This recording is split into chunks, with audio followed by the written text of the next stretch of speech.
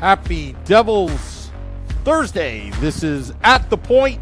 I'm your host, Sam Wu, here with Bruce Zeman, NHL analyst extraordinaire, streaming live on Facebook Live, YouTube Live, X Live, and Twitch on the Let's Go Devils Network. Coming to you live from the Primetime Radio Studios inside the bunker in an undisclosed location in beautiful New Jersey. And from the first state, somewhere in the Union, it's my good buddy, Bruce Zeman. Bruce, it's good to see you again. Hey, buddy, happy Thursday. Glad to be back with you at The Point, episode 15, Thursday afternoon, just helping people get their hockey fix as they head home from work, and we have got a lot to talk about today. Lots to talk about, and those listening to the live stream, no video watching while you're driving, hands 10 and 2 on the wheel, listen Bluetooth in your car, in your truck, on the stereo system, and just listen to live NHL hockey talk. Bruce, goalies this year, we talk about Connor Hellebuyck, the kind of year he's had.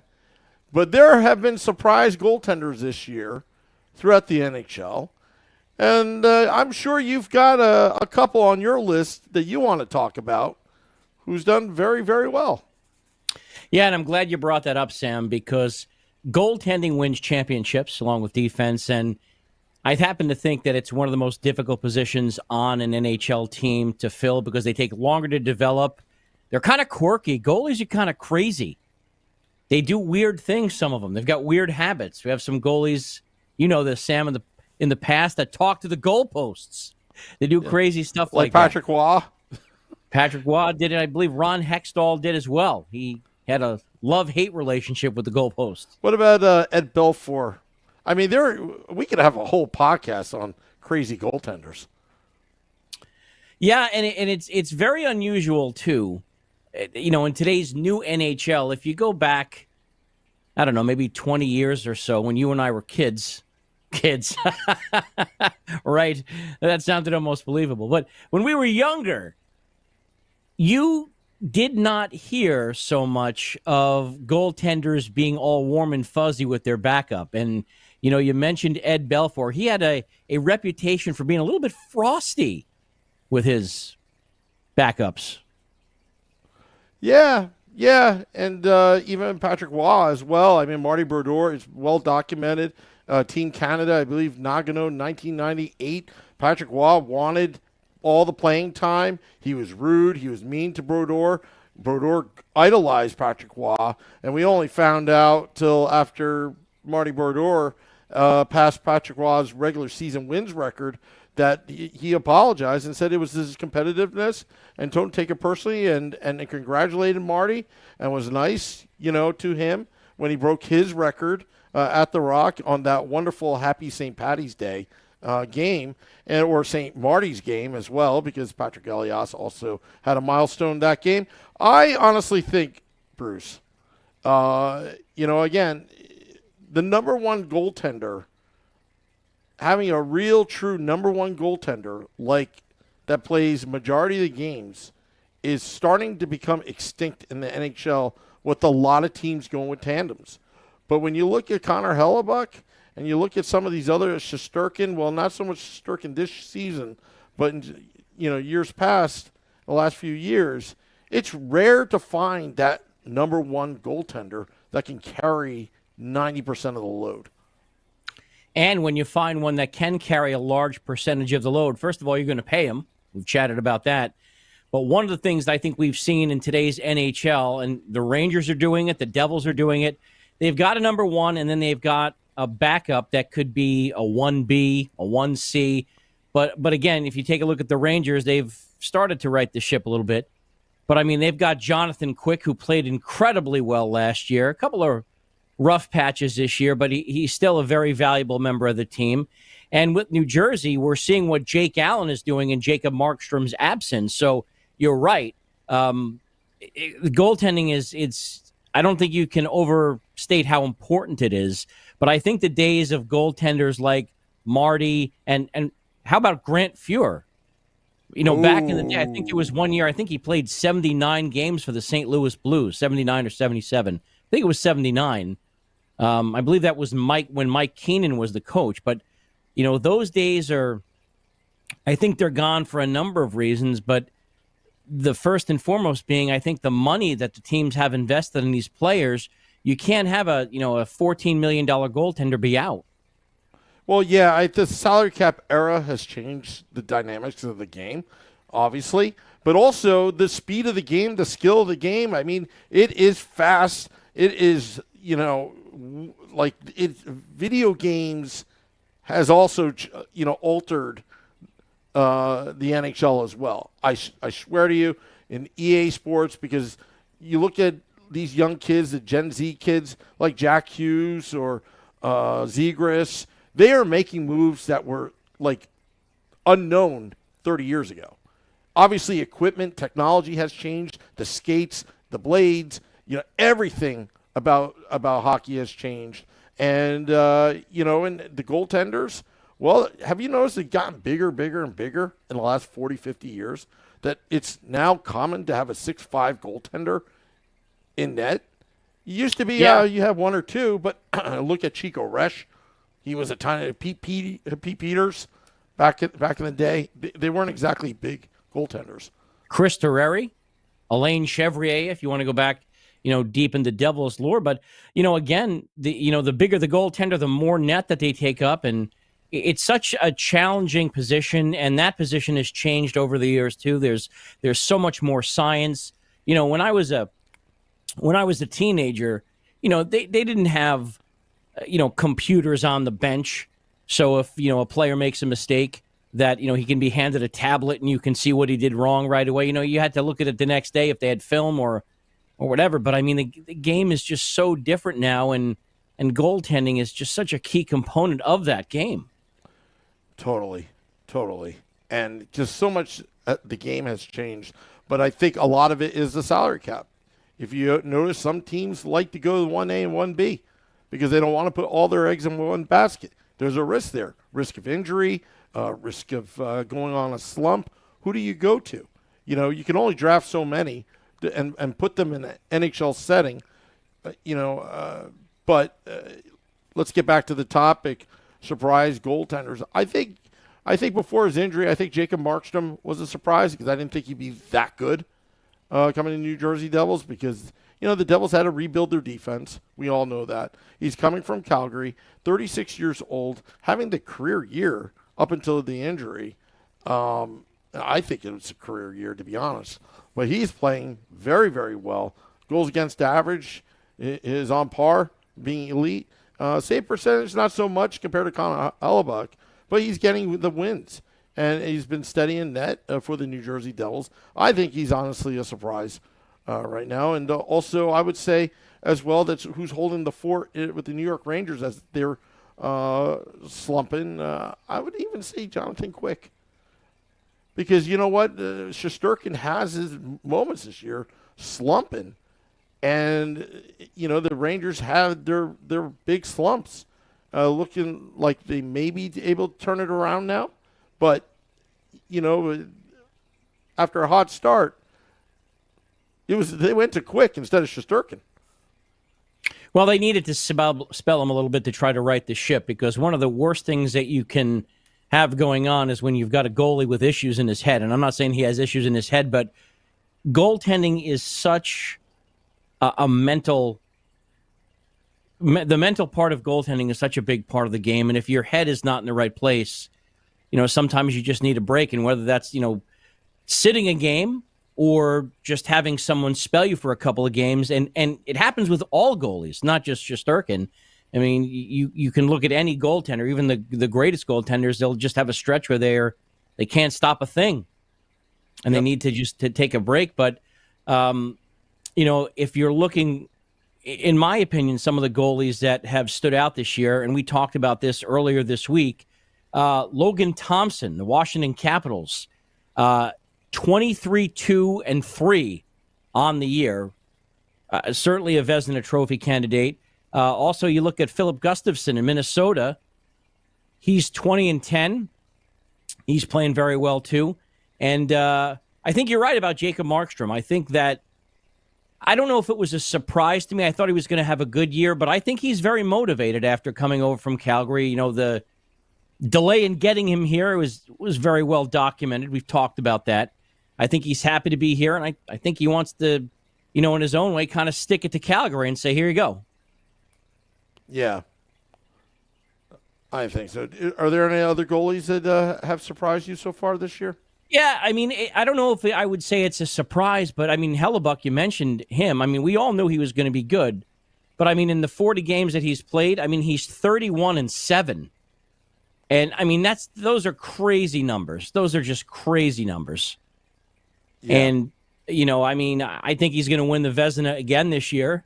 I mean, it's possible that someone else could, but I mean, he's such a key, and he may even win the Hart Trophy in terms of his, you know, his value to his team, because he's just lights out. So that's kind of who I have as my surprises. Yeah, I mean, look, the Hellebucks, the Thompsons, Vasilevsky, you know, has held the fort as well. Ottinger, Shesterkin, you know,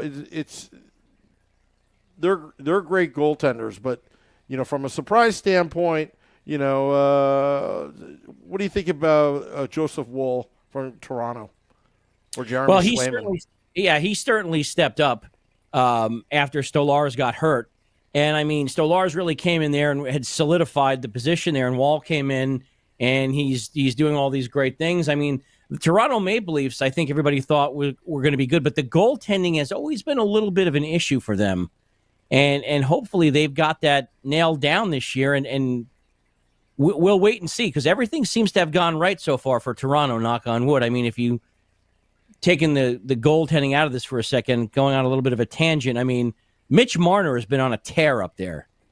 Yeah. And he's another one that's got a chip on his shoulder. So, yeah, I mean, I think that's a great analysis, Sam. I think the Toronto goalies have done a great job also.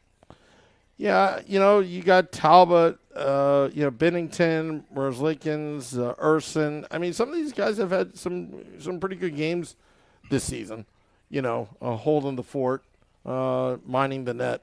But, yeah, let's get to the next topic, because this was actually the title. We're kind of bouncing around here. Just kind of warming up this At The Point podcast here on the Let's Go Devils Network.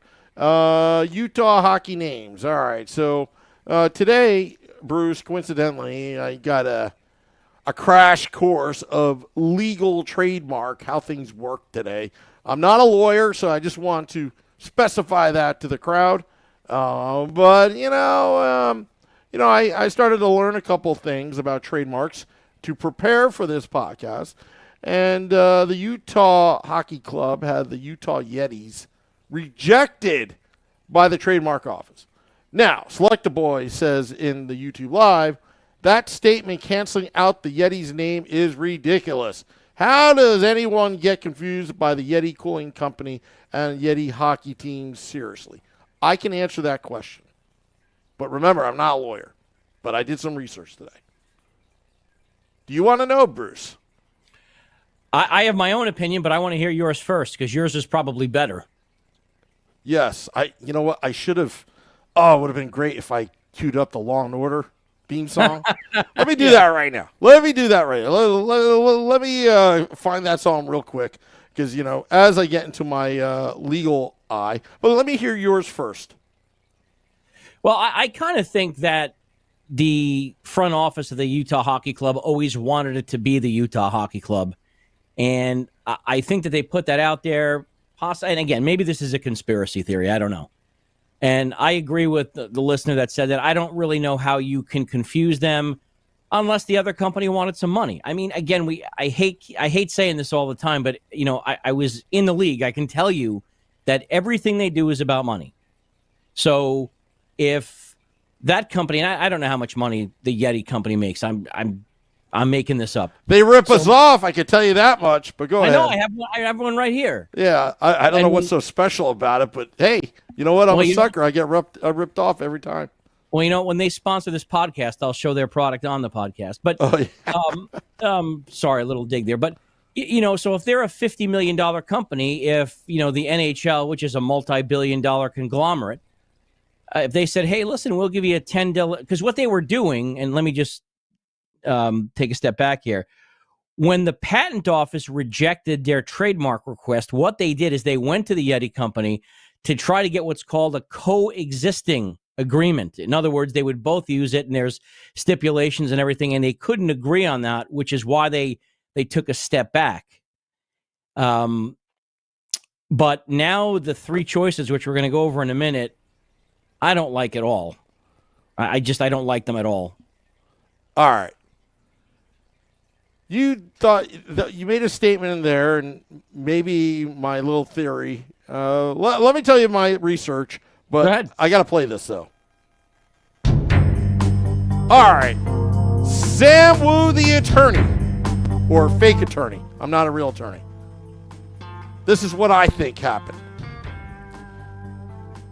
The Yeti company has an obligation to defend their own trademark.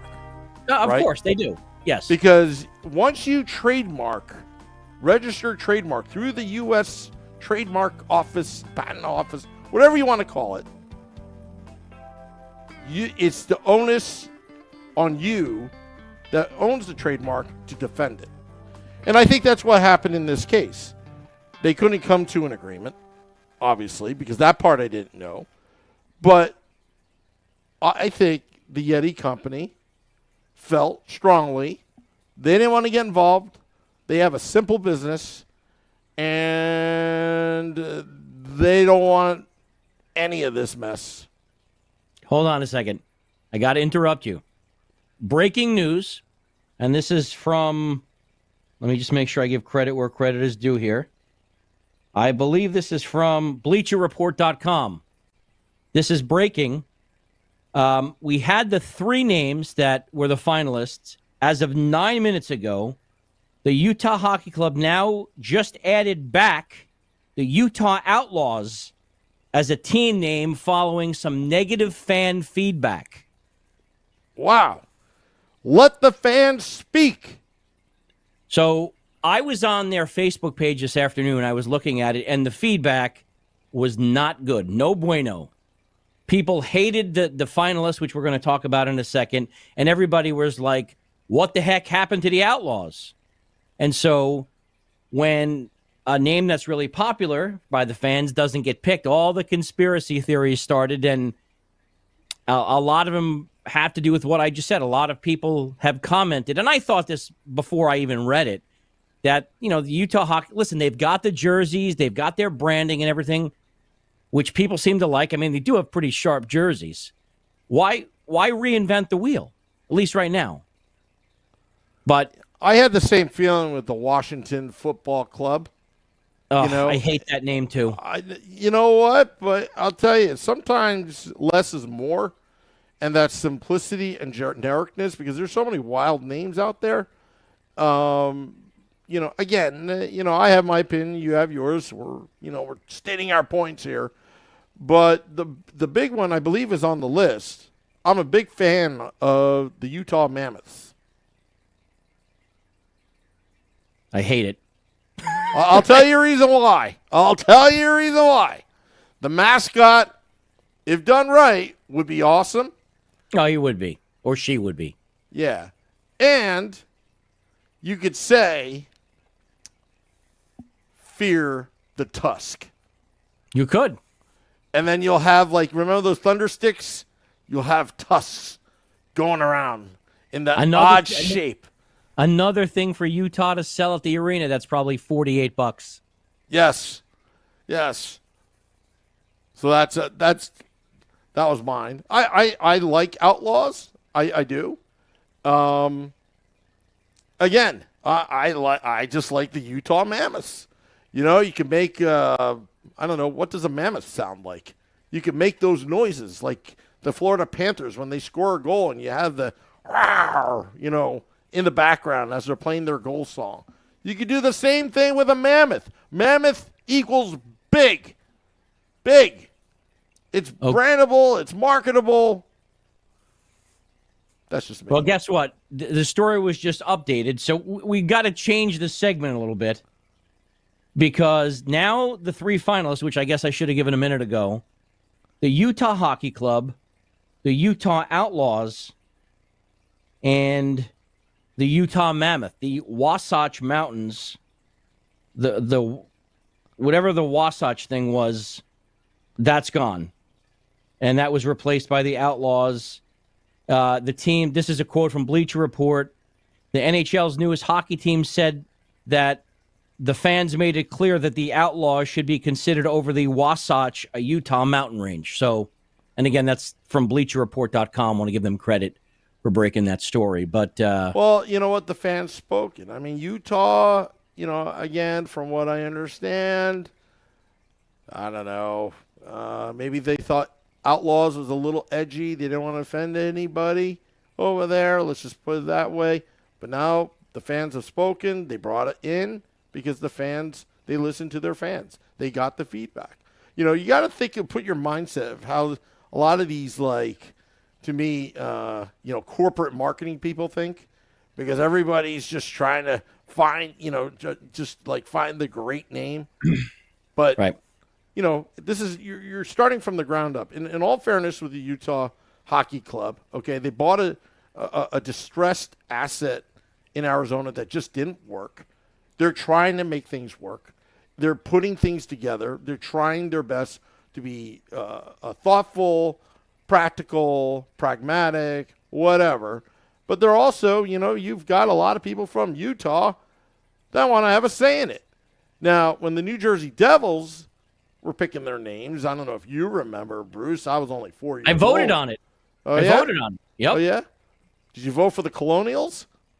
No, I did not. I voted for the Devils, but let me throw this out there since we're talking about way back when. Do you remember at the time there were some religious organizations that were very unhappy with the Devils name? Yes, yes. And did you know how, I believe Dr. McMullen got around it? Do tell. I think, and again, I read it 25, 30 years ago in one of Stan Fischler's encyclopedias.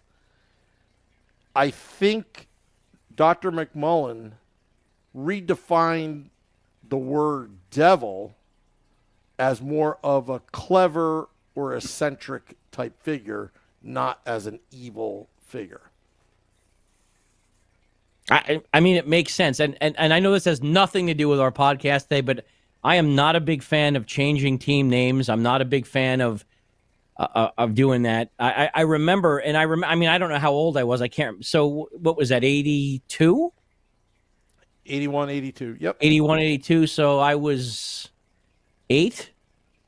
Yeah. So I remember at 8 years old thinking, how dumb is this that there's some religious group having an issue with this? It's obviously a fictional character. It was probably a bunch of Ranger fans that went to church. I don't know. No. I remember it was serious because I remember. I don't know. Well, you're in New Jersey still. The Bergen Record are still around, right? Now it's NorthJersey.com. Oh, is it? Okay. Well, I read that in the Bergen Record there was a bunch of religious folks. I'm not again picking on anybody's religious beliefs by any means, but I mean, come on, it's a cartoon character that's supposed to run around the Pine Barrens. Come on. Yeah. Yeah. Also on the list, wasn't there the Swamp Dragons or something, Meadowlanders? The Meadowlanders. Yeah, Meadowlanders. I mean, I don't know. I just some of them I was just like these are not good. Yeah. You know, and even at 8, I was like, boy, these are not good. We should look that up. I'll look that up for next week and give you some of the names because some of the finalists were terrible. I like the Colonials though. Oh, Colonials! I mean, hey, we made these references on Devils After Dark about bayonets, shooting muskets, all that kind of stuff. I mean, you could have had a drumline if it was the New Jersey Colonials. It would have been awesome. It would have been awesome if you would have had like a whole band, playing, a guy on the flute. You could have marches into the arena, into Brendan Arena.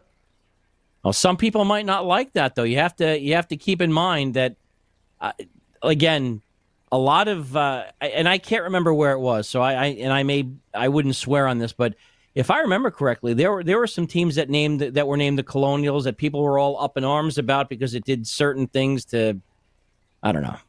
Oh, well, again, I'm trying to have a little fun with it. Again, everybody, the one thing though, as the Utah Hockey Club is trying to figure out a name, it's very difficult because you got people that really want, the best interest for the team, and then you got people that just like to complain. And how do you sift through that Really? feedback? Oh yeah, I mean, I'm one of those complainers. Outside of this podcast, I complain to people all the time. I am a complainer. I will complain that your restaurant calls it pork roll when it's really Taylor ham. I'll complain about. Is it Taylor ham? If it's Taylor ham, it should be called that. It's always been Taylor ham, Bruce. No, I agree with you. Yeah. So, but in terms of Utah, you know what?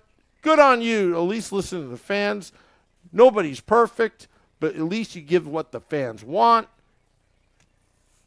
Let them vote on it.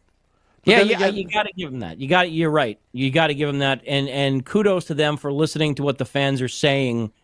But Pete, you have to keep this in mind too, Sam. I'm glad you brought that up because sometimes the people that complain are the loudest, and that's not necessarily the best thing because the people that agree with you are not going to go to social media and say, "Well, this sucks." You know what they're called? They're called millennials. They're always the loudest. Sorry. Anyway, sorry. I'm getting off topic here. I told you I'm a little rambunctious today. But I will say, though, you know what? Good on Utah for listening to their fans. I wish them well. But also, when you're doing this vote, I hope there's full transparencies because I had this little issue in the past where I entered a contest, but there was no, sometimes, a little birdie told me that when the Devils were voting for their goal song, it was 90% Gary Glitter, but they just knocked it off anyway because they didn't want Gary Glitter, the organization. So, well, Gary Glitter had some issues, if I recall. He had issues, but if you're going to do a vote and 90% voted Gary Glitter through write-in, you got to be transparent. No, it was disqualified instead of just ignoring it.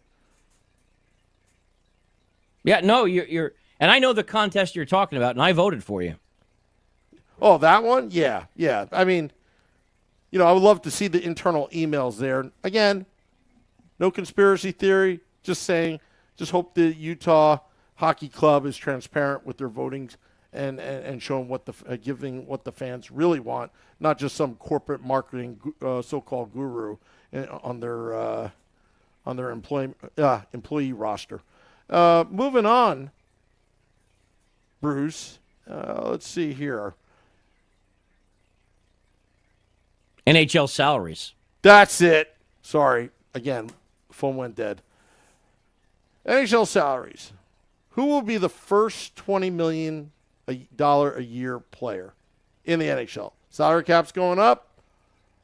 There's a lot of nice talent out there. But can you predict who's going to hit $20 million? I think it's going to be one of two players. I think it's going to be either Austin Matthews or Connor McDavid. I mean, let me just go over this list. I prepared this so when we talked about this, you just give you some idea. So Austin Matthews, the highest paid player currently in the NHL, $13.25 million. Nathan McKinnon at number 2, $12.6 million. Connor McDavid at 12.5. Artemi Panarin from the Rangers, 11.6 at number 4. And Elias Peterson from the Canucks at 11.6. And then you've got, 5 through 10 are roughly between 11 and they're all 11 million. John Tavares coming in at number 10 at 11 million even. But a lot of this has to do with the salary cap. But I mean, it's coming. It's coming. And I mean, they're talking about, we were talking about Mikko Rantanen the other day and how his people were floating. And this hasn't been confirmed yet. This is just some scuttlebutt that I heard. And I don't know if you heard anything else about this, but I had heard that his people were floating the number of 14 million around. And I like Mikko Rantanen, and I don't know where he's going to sign, but I think Connor McDavid is a better player than him. I think Austin Matthews is as well. And so if he was going to get $14 million, I mean, Connor McDavid is going to get bank when his contract, and at it's 2026, he's going to be an unrestricted free agent.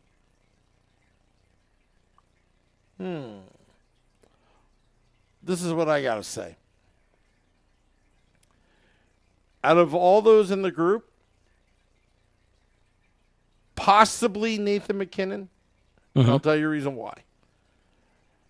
It would be a one-year deal, and he's already won a cup. McDavid hasn't won a cup. Austin Matthews hasn't won a cup. If you take $20 million a year long-term, not saying they're not worth it, but they're handcuffing the team that they would be on to add the pieces because it takes a team to win a cup. Whereas Nathan McKinnon's already won a cup. If he were to bolt out of Colorado or stay with Colorado in his later years and still is a highly effective top 3 player in the league, I think he might score one on a short-term deal, on a very short-term deal, 1 or 2 years at $20 million. Well, here's the only thing with McKinnon. I was looking this up. All right, he's going to be a UFA in 2031, but he's going to be 36 years old. So unless they restructure that, I mean, it's certainly possible. But I mean, the money that these teams are throwing out there, and I mean, it could be someone else. I mean, we haven't even talked about. Let me throw this out there too. If you look at some of these goalies, I mean, if he keeps putting up these numbers, I mean, could someone want to renegotiate a contract?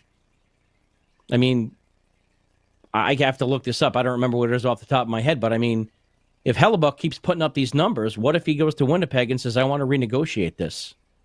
What are they going to do? They could say no. That's interesting. At the same time, Hellebuck is up in Canada.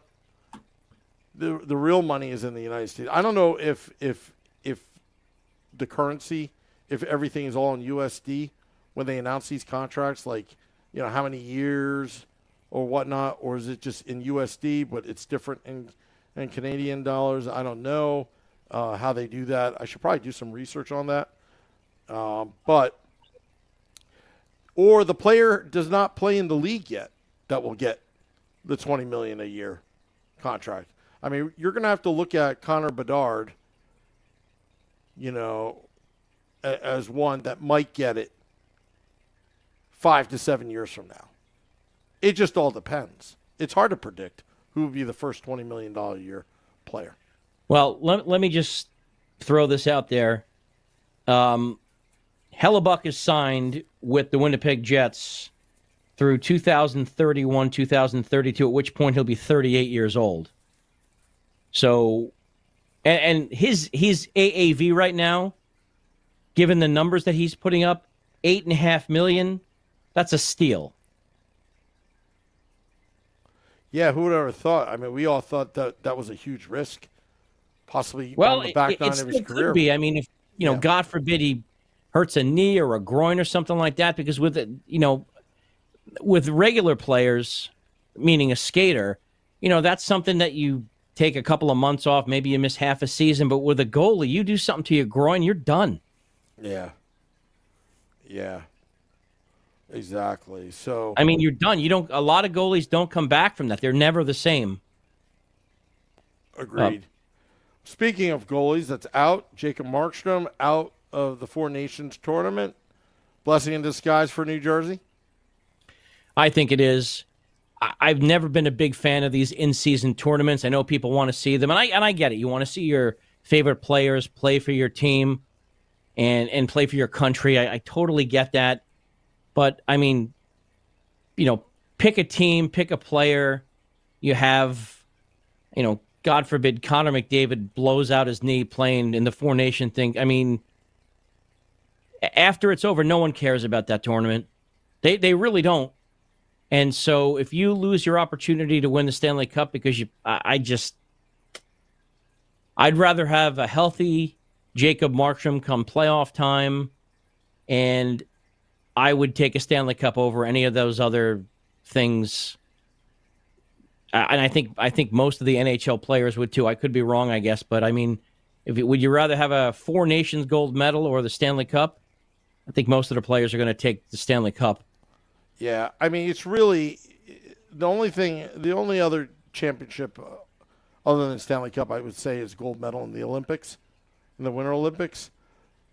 So, if I had my pick, all the above. But, again, usually it's the Stanley Cup. It's the Stanley Cup. Now, some countries, possibly Russia, it might be the gold medal. To win a gold medal for their country, and that's pretty admirable if you feel that way. And I just don't think it's the same as it was back in, say, 1980 when you had a group of amateurs playing against, arguably the greatest hockey lineup ever in the Russian team. Yeah, and now there's all professional players almost all the time. Although, when you talk about the World Cup, when you have nations being excluded, how can you really say it's the greatest against the greatest? Because it's not. Yep. Agreed. Well, Bruce, enjoyed talking to you always. I'll see you next week. At the point. Final thoughts? No, it's just exciting. I mean, it's hard to believe that we're at the end of January. I mean, what is today's date? What is today? The 30th? And, the trade deadline coming up on March 7th, we got a lot of stuff to talk about in the coming weeks. And, for folks that are chiming in, I can't read it here for some inexplicable reason, but a lot of people, sending us questions, and somebody actually asked who I was, which was nice, I guess, since they want to know who I am. So that's good. I appreciate that. And but I appreciate people taking the time to send us comments and their thoughts and stuff. It's pretty cool. Absolutely. I see Mike Rosenzweig. I believe he is overseas watching the podcast in either Japan or South Korea. I forgot which one he said. I see Select the Boy. Drive time. People are listening in their cars. Hands 10 and 2 on the wheel. Be safe out there. I heard it's going to be icy tomorrow here in New Jersey. Not here, buddy. No. You're lucky. You're lucky. Yeah. I have to deal with the madness. The morning commute. Don't miss that at all. But you can listen to us on Apple Podcasts, Google Podcasts, Spotify, Amazon Music Prime, Audible, and on the iHeart app. Well, thank you to everybody. Thank you, Bruce. State of the Fan address tonight. 8:30 p.m. Eastern. Nick Volano and I, yes, that Nick Volano of pucksandpitchforks.com, and I will state of the fan. What are they saying? We'll go over that a little bit later. 8:30 p.m. Eastern tonight. Till next time, this is At the Point. Let's go Devils.